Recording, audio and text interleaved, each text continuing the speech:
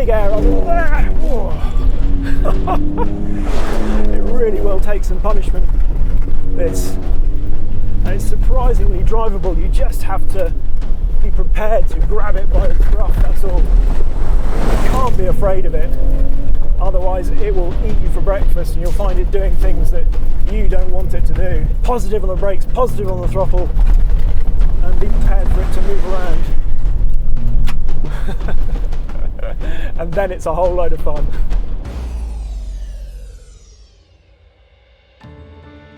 We'll come back to the Ford F-150 Raptor in a moment, but first I think I ought to introduce what is arguably the star of the show.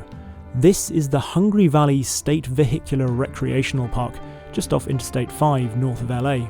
It is spread out over 20,000 acres and has 130 miles of trails, graded in severity like ski runs from green through blue to black. But vast though this place seems, it is only the third largest in the state of California. The state purchased the land about 40 years ago. It's just brilliant. We've hardly seen anybody here today. And it's the perfect environment for this car. Sorry, truck. It's very definitely a truck. Recently, back in the UK, I tried the Ranger Raptor and really rather enjoyed it. That is the smaller brother of this, the F-150, and I was really keen when we came across to America to try the bigger brother.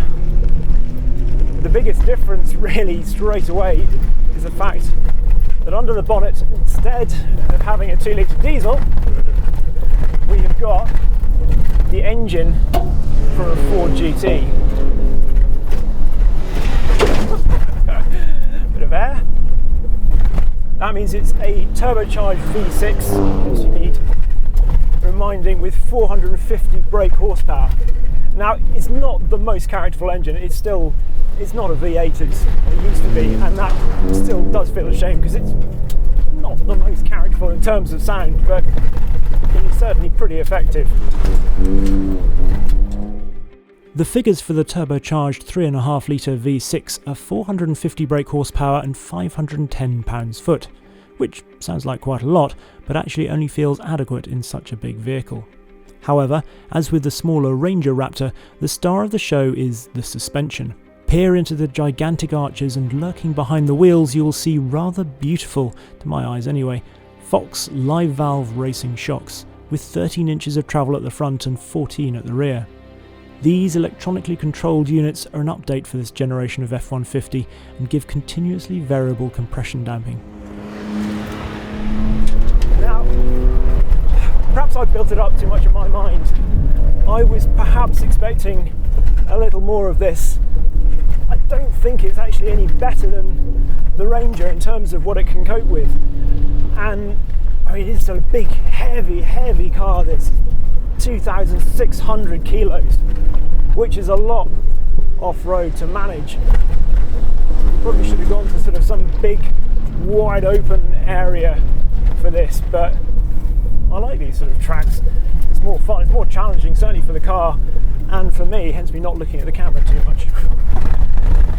It's a car you have to grab by the scruff of the neck and just be confident with it moving around. It's always going to be just slipping and sliding, particularly it's quite a sandy surface.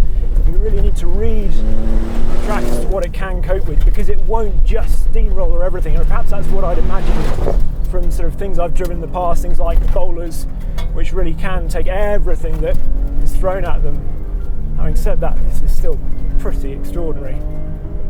One reason this F-150 might feel a little firmer than expected is that the dampers have been recalibrated in this latest model, so that when you jump its 2.5 tonnes, the shocks stiffen up in order to offer more support on landing.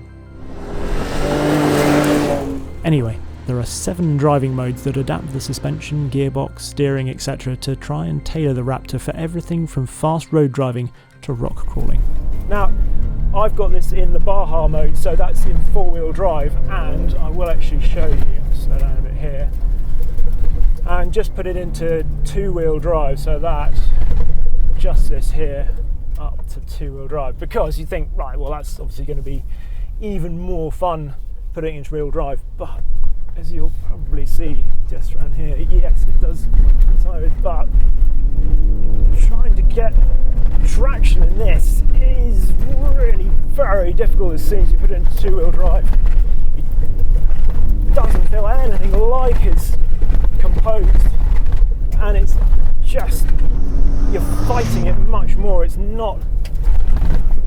really just not as enjoyable actually. So we're going to go back into Baja mode.